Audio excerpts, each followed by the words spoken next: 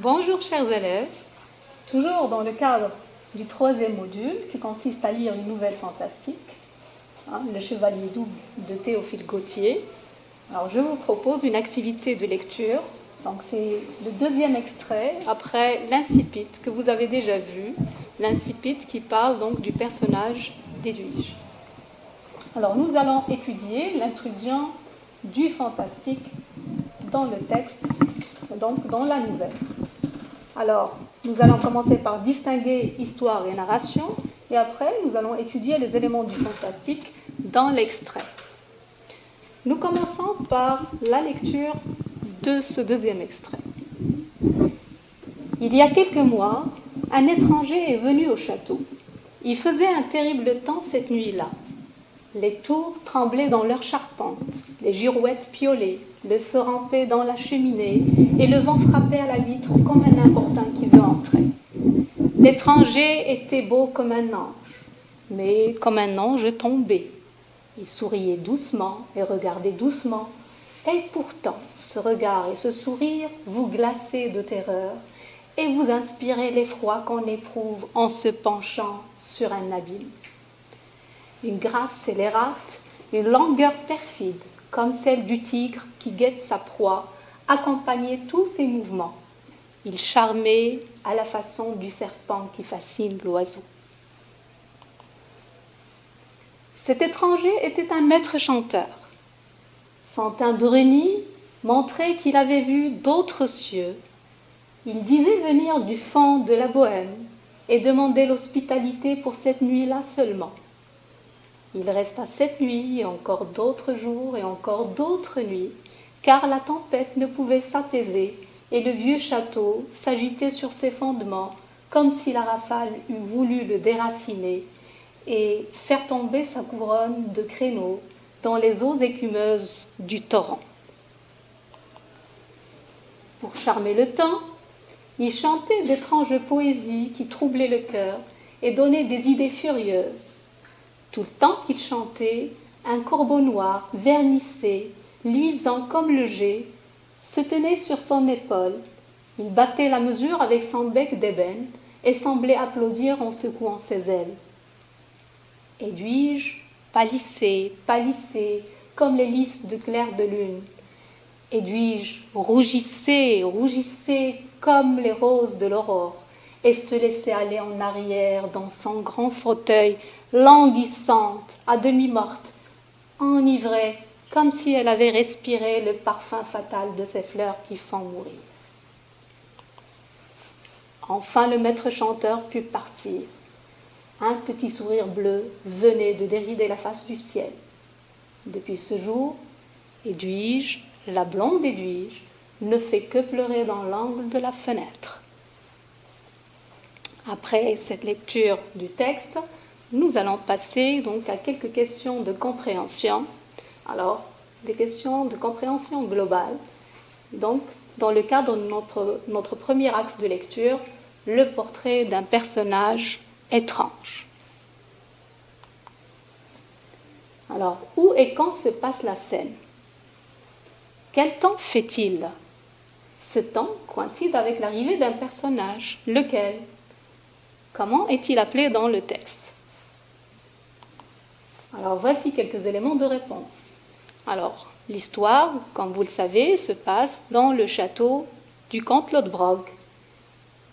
Et dans le texte, on nous dit qu'il faisait mauvais temps ce jour-là.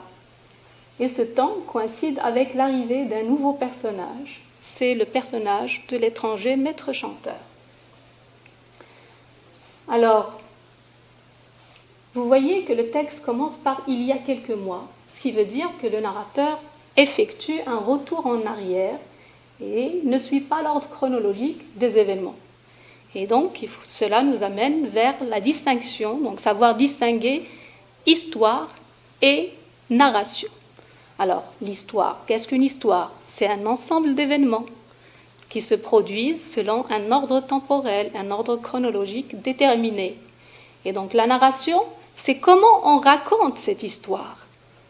Parce que le narrateur, il peut la raconter comme il le souhaite. Il peut choisir de commencer par la fin et revenir vers le début. Il peut commencer par le milieu, faire un retour en arrière, après continuer encore l'histoire. Il peut choisir d'omettre certains événements, les laisser donc à l'imagination donc, du lecteur.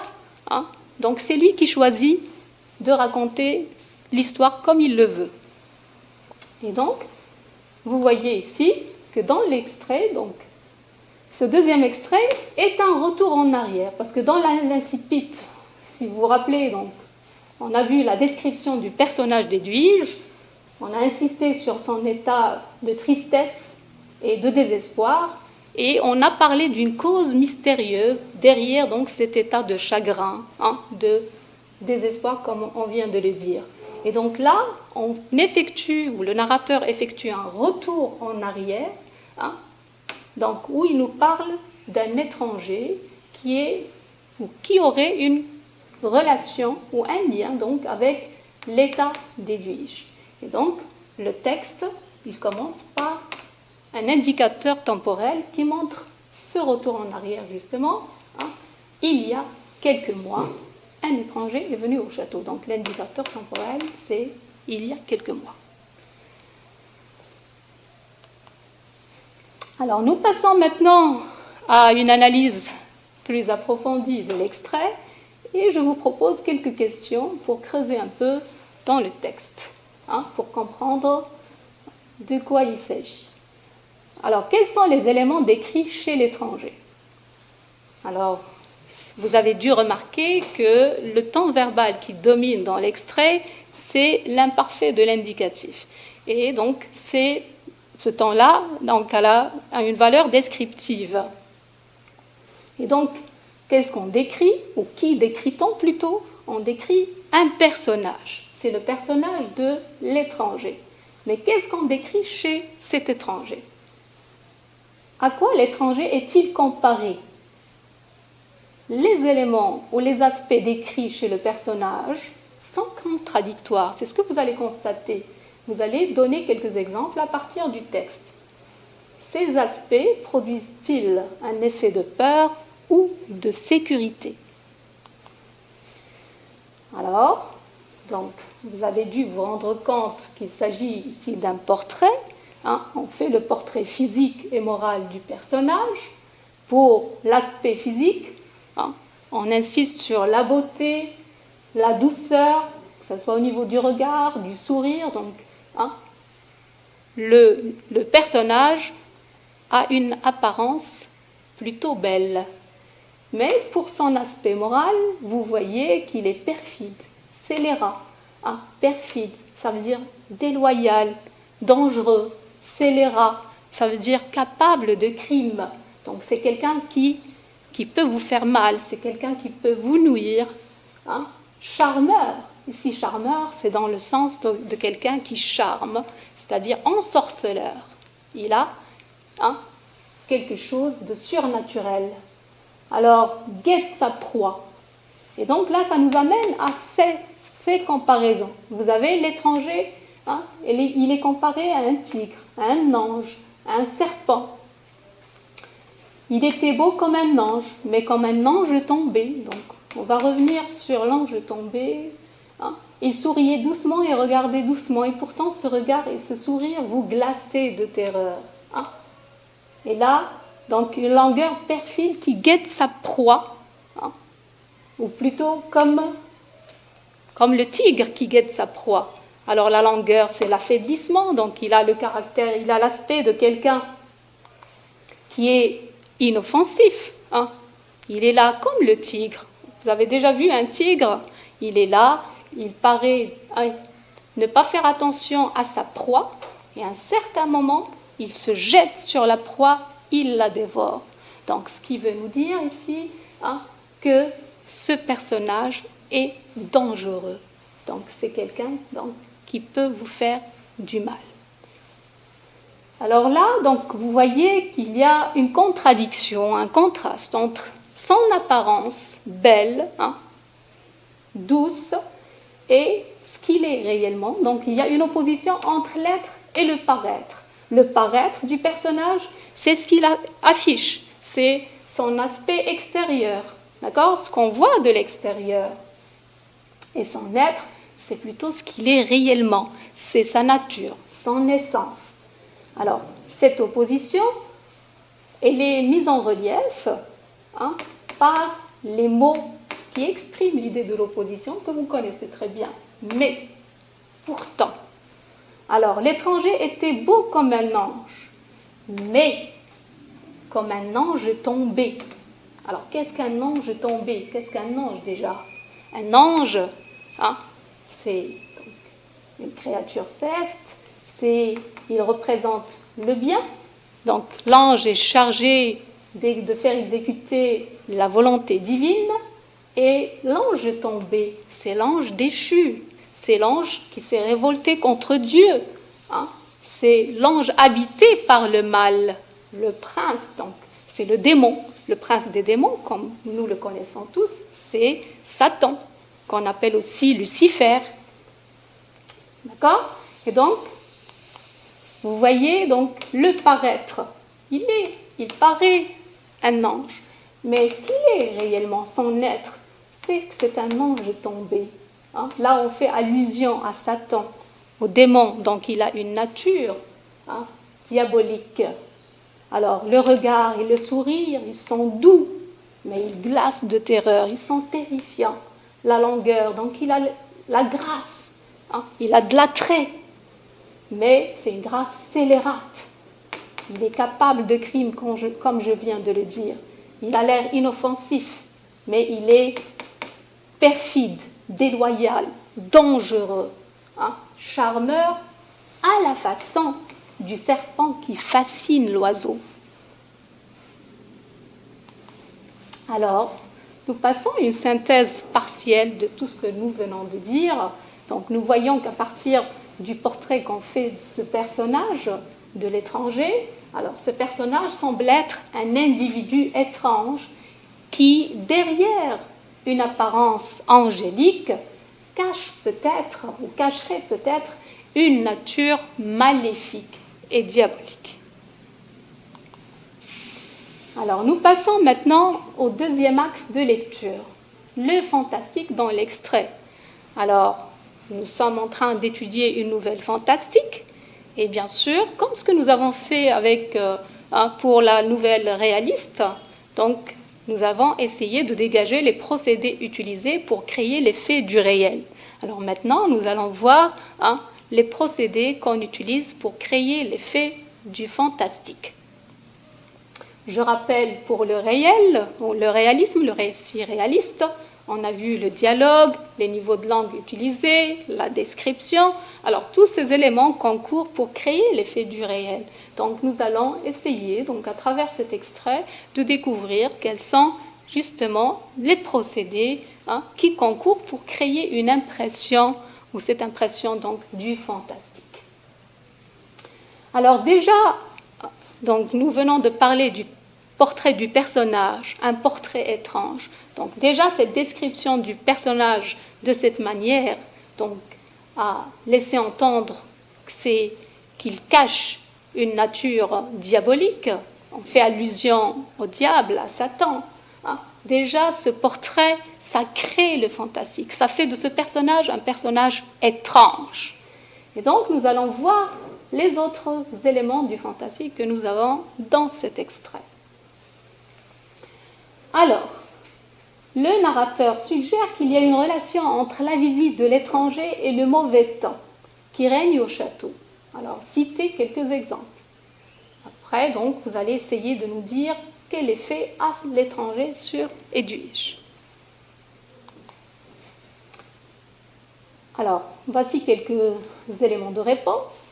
Il y a quelques mois, un étranger est venu au château. Il faisait un terrible temps cette nuit-là. Donc vous voyez très bien que l'arrivée de ce maître chanteur est un peu particulière. Il vient alors que le temps, il est terrible. Il faisait un très mauvais temps ce jour-là. Il resta cette nuit, encore d'autres jours et encore d'autres nuits, car la tempête ne pouvait s'apaiser, elle ne pouvait se calmer. Il y avait une très grande tempête. terrible. Alors, en ce qui concerne la description du temps, alors vous voyez qu'il y a dans le texte plusieurs figures de style qui créent cet effet du fantastique, hein, toujours dans le cadre de cette description du temps. Alors, vous avez le vent frapper à la porte comme un importun qui veut entrer, donc une comparaison. Vous avez le vieux château s'agiter sur ses fondements comme si la rafale eût voulu le déraciner. Vous avez encore la personnification, les tours tremblaient dans leur charpente. Et après le départ de notre personnage, de notre maître chanteur, un petit sourire bleu venait de dérider la face du ciel. C'est-à-dire qu'après son départ, la tempête s'est apaisée, il y a eu des éclaircies et donc la vie reprend son cours normal. Et donc, qu'est-ce qu'on peut conclure, hein? Par l'emploi de ces figures de style, l'auteur veut semer l'inquiétude. Il laisse entendre que l'arrivée de ce personnage n'est pas du tout de bon augure, hein? C'est-à-dire qu'elle apporte le malheur. Alors là, nous allons voir le côté fantastique, hein, à travers l'effet des chants du maître chanteur sur Edwige. Je vous ai posé la question sur l'effet donc, du maître chanteur sur le personnage d'Edwige. Alors, nous allons exploiter toujours les figures de style, hein, qui disent beaucoup sur cela. Hein. Alors, la comparaison, Edwige pâlissait comme les lys de clair de lune.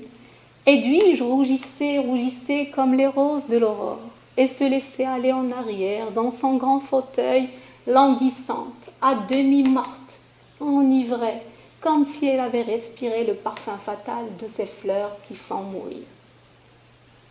Donc là, vous voyez que par le biais de la comparaison et de la répétition, parce que vous avez aussi donc, la répétition, pâlissait, rougissait, donc la répétition, c'est aussi une figure de style, hein, c'est une figure d'insistance. Alors, par le biais de ces figures de style, hein, qu'est-ce qu'on cherche à montrer? On veut montrer justement l'effet hypnotisant. C'est comme s'il hypnotisait Edwige. Hein. Donc ces chants, les chants de l'étranger, ces étranges poésies, avaient quelque chose de surnaturel. Donc il avait un pouvoir surnaturel, hein, ce qui nous plonge dans le fantastique. Donc ça avait un effet sur Edwige, et cet effet, il nous est décrit comme étant donc surnaturel et funeste, parce que c'est un personnage habité par le mal. Il nuit aux autres, notamment à Edwige, et vous avez vu dans l'Incipit comment Edwige était désespérée, comment elle était, ou combien elle était malheureuse. Elle ne cessait de pleurer, elle était pâle. Donc vous voyez déjà cet effet funeste sur le personnage et tout ce qui l'entoure. Hein. Vous avez vu l'effet aussi sur le temps, hein, un temps terrible. Alors ce fantastique, ou le lexique, vous avez le lexique ou le champ lexical du fantastique dans le texte, vous avez des termes comme charmé, comme étrange poésie, ça donne des idées furieuses. Idées furieuses, ça veut dire que ça fait perdre la raison. Alors, pour Edwige, elle était à demi-morte. Et vous avez tout un champ lexical, hein, relatif à la mort dans le texte, qui est assez riche et qui n'est pas, donc qu'on ne doit pas négliger. Donc, c'est pour justement souligner l'effet funeste du personnage sur ce qui l'entoure. Parfum fatal. Hein, donc, c'est toujours qui provoque ou qui conduit au malheur, à la mort. Alors, pour semer le doute et donc créer cette impression fantastique, on a également donc le champ lexical de la peur. Hein, le champ lexical de la peur, on le retrouve dans le récit fantastique. Il est très présent dans le récit fantastique. Donc vous avez les mots effroi, terreur, terrible. D'accord ? Et bien sûr, donc il y a d'autres éléments qui créent le fantastique dans l'extrait, avec ce corbeau noir qui se tient sur l'épaule de l'étranger, qui bat la mesure avec son bec d'ébène. Ça, c'est un peu étrange. Tout ça, c'est étrange. Et donc, je vous invite à creuser davantage dans le texte, parce que le texte plutôt, il est très riche. Et donc, nous avons la contrainte du temps. On ne peut pas tout dire, tout expliquer, tout analyser. Donc, j'ai essayé donc de retenir ce que j'ai jugé essentiel, mais peut-être qu'il y a d'autres choses qui sont aussi essentielles. Et donc, je vous laisse creuser, de faire donc une recherche sur l'ange déchu, si vous voulez comprendre davantage ce texte. Voilà, donc nous arrivons à la synthèse globale. Alors, dans ce texte, on assiste à un retour en arrière pour rapporter l'arrivée du maître chanteur au château du comte Lodbrog. Le narrateur y fait un portrait de l'étranger. D'accord ? Nous avons vu que l'étranger, il a deux facettes contradictoires. Il paraît quelqu'un de beau, mais au fond, c'est quelqu'un de mauvais. Il est habité par le mal. Facette contradictoire pour suggérer son influence néfaste et maléfique, aussi bien sur le temps que sur Edwige. C'est avec l'arrivée de ce personnage qui semble incarner le diable, c'est d'ailleurs pour cela que je vous ai demandé de faire une recherche sur l'ange déchu, parce que le narrateur, donc bien sûr tout est suggéré, rien n'est dit explicitement, mais c'est ça ce qui caractérise justement le récit fantastique. On ne nous dit pas que c'est réellement le diable, mais on le suggère. Vous avez vu qu'on l'a suggéré par cette figure de style. C'est un ange, il est beau comme un ange, mais comme un ange tombé. D'accord ? Donc c'est quelqu'un qui paraît beau, il a une apparence angélique, mais il cache. Il cacherait, je ne sais pas, parce qu'on est rien n'est, parce qu'on est dans le fantastique. On ne va pas opter pour une explication précise. Donc on ne va pas dire qu'il est le diable, mais on suggère que peut-être il serait le diable. Alors, c'est avec l'arrivée de ce personnage qui semble incarner le diable que le fantastique se déclenche dans le récit. Donc, le fantastique, on le voit beaucoup plus à travers cet extrait, à travers ce personnage contradictoire, à travers donc ce personnage maléfique, donc qui apporte le mal avec lui. Et donc ce mal, bien sûr, va affecter Edwige, influencer donc Edwige, et donc bien sûr tout l'entourage avec. Alors, voilà, donc notre leçon touche à sa fin.